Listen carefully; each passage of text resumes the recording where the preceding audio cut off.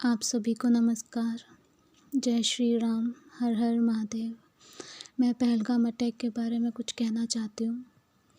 हम हिंदूज़ अपने ही देश में सुरक्षित नहीं हैं। एक विक्टिम के हस्बैंड, उन्होंने बताया कि उनके हस्बैंड 28 देश घूम के आए, लेकिन गोली उनको अपने ही देश में लगी सिर्फ इसलिए कि वो एक हिंदू थे। हम हिंदू अपने ही देश में सुरक्षित नहीं हैं। फॉरेनर्स कहते हैं ना, India is not a safe country to visit. हम ऑफेंड हो जाते हैं क्योंकि ये सब न्यूज़ देखकर ही उनकी ऐसी मेंटलिटी बन जाती है।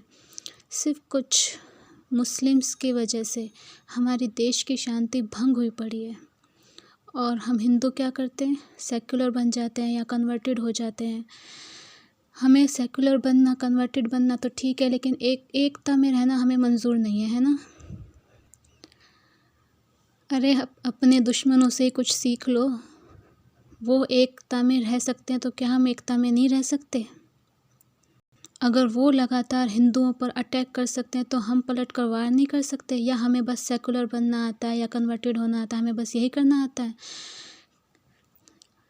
आप लोग मानो या ना मानो, लेकिन आज सेंट्रल गवर्नमेंट की वजह से और कुछ ऐसे महान लोगों की वजह से ही आज हिंदुज़म बचा हुआ है हमारा।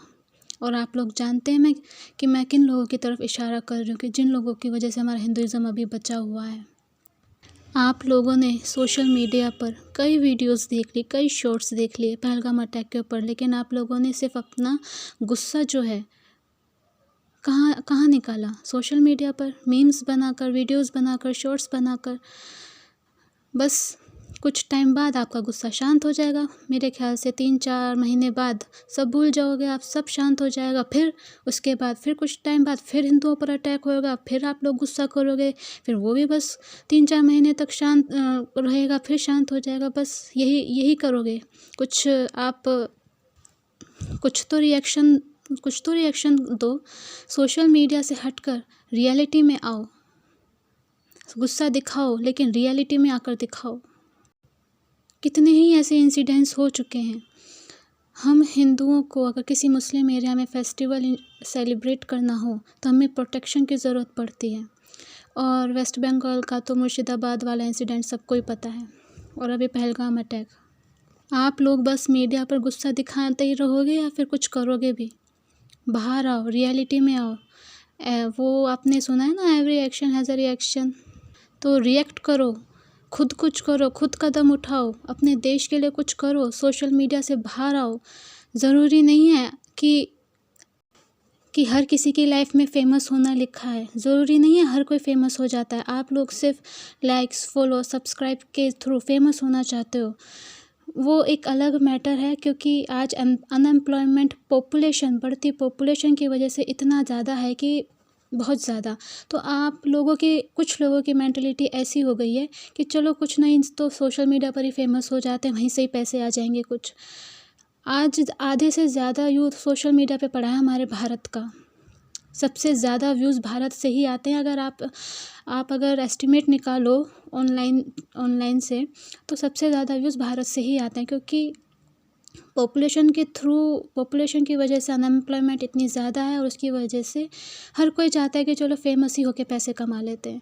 लेकिन अगर आप लोगों में से कुछ लोगों ने देश के लिए कुछ करने का अगर ठान लिया तो सिचुएशन बेहतर हो सकती है, सुधर सकती है। शायद आपको ये ऐसी ही बातें लग रही होंगी, लेकिन जो लोग इसकी गहराई को समझ जाएंगे ना, वो समझ जाएंगे कि मैं क्या समझाना चाह रही हूँ उन्हें। और जो कुछ लोग ऐसे हैं, मैं नाम तो नहीं लूँगी, पर इशारा अगर जो लोग इशारा मेरा समझ जाएंगे वो समझ जाएंगे कि जिसने भी इलेक्शन में सबसे ज़्यादा वीडियोस बनाई हैं, आप समझ गए होंगे किसकी तरफ इशारा कर रही हूँ। आप लोग जानते हैं उसकी मेंटलिटी कैसी है, तो क्यों उसको सब्सक्राइबर देकर, व्यूज़ देकर, लाइक्स देकर क्यों उसको और ज़्यादा आप आगे बढ़ा रहे हैं? अगर नहीं पसंद आ रही है, नहीं, अगर वो अगेंस्ट है इस सब चीज़ों के, तो आप देखना ही छोड़ दो। उसका यूट्यूब चैनल अपने आप ही बंद हो जाएगा। तो क्यों आप उसको लाइक्स, व्यूज़ दिए जा रहे हैं? देखना ही छोड़ दो। मैं गवर्नमेंट और इंडियन आर्मी की बहुत रिस्पेक्ट करती हूँ, बहुत उनको सल्यूट करती हूँ कि उन्होंने वहाँ सिचुएशन संभाली। हमारे कुछ लोग शहीद हो गए, उनका बलिदान व्यर्थ नहीं जाएगा। हमारे गवर्नमेंट ने बहुत ऐसे स्ट्रिक्ट एक्शन ले लिए हैं, बहुत बड़े बड़े डिसीजंस ले लिए हैं। और इंडियन आर्मी को भी मैं धन्यवाद करना चाहूँगी, उन्होंने कुछ टूरिस्ट की वहाँ जान बचा ली।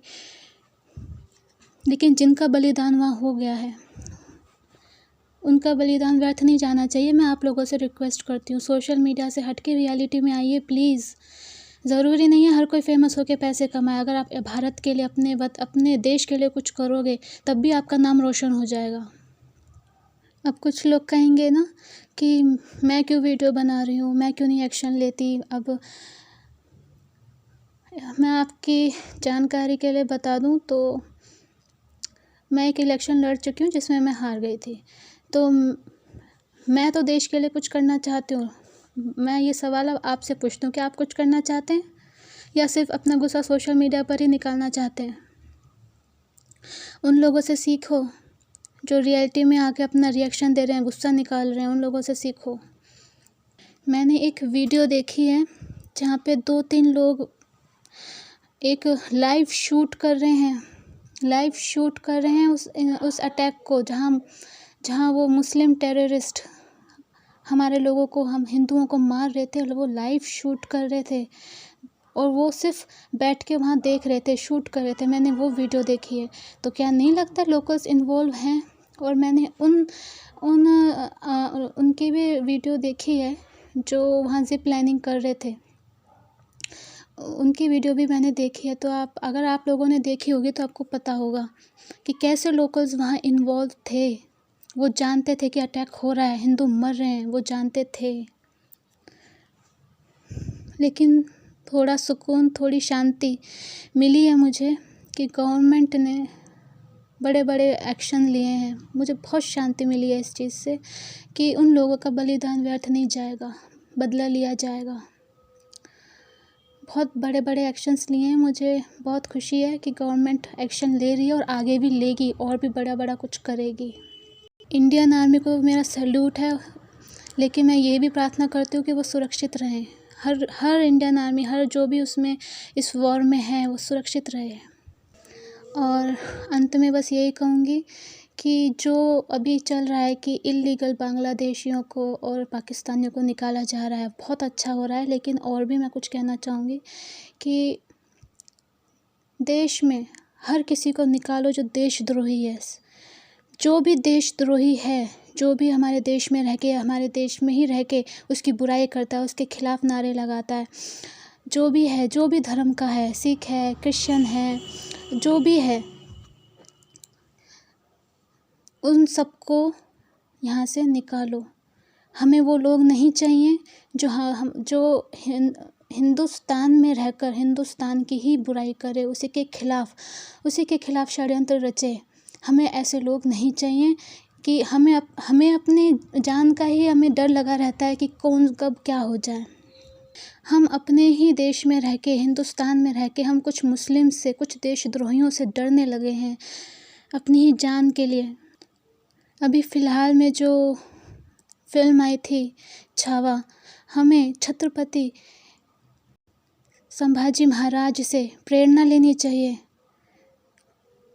कि कैसे उन्होंने इतनी यातनाएं सहकर भी, इतना कष्ट सहकर भी अपना धर्म नहीं त्यागा, इतना कष्ट सहा उन्होंने। और आप लोगों को शर्म आनी चाहिए।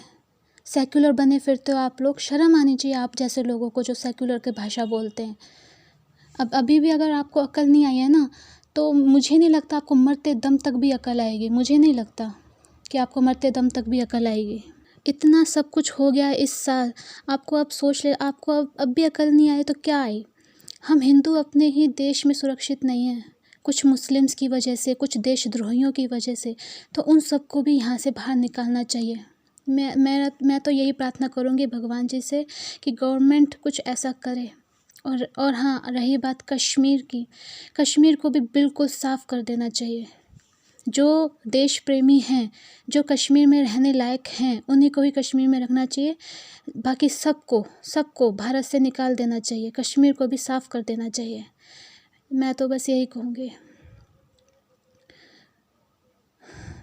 आगे मैं प्रार्थना करूँगी कि भगवान आप जैसे लोगों को सद्बुद्धि दे और कुछ करने का ध्यान आपको आए।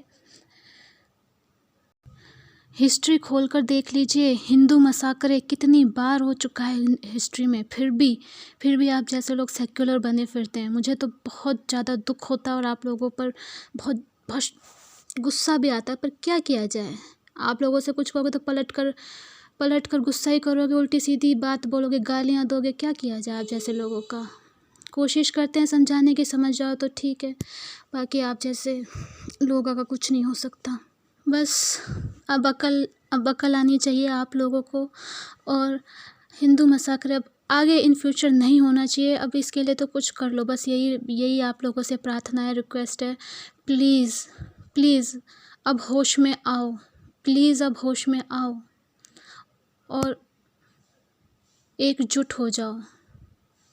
हम अपने ही देश में रह के कुछ मुस्लिमों देशद्रोहियों से डरने लगेंगे ना, तो हमें जीना भी नहीं चाहिए। फिर होश में आओ।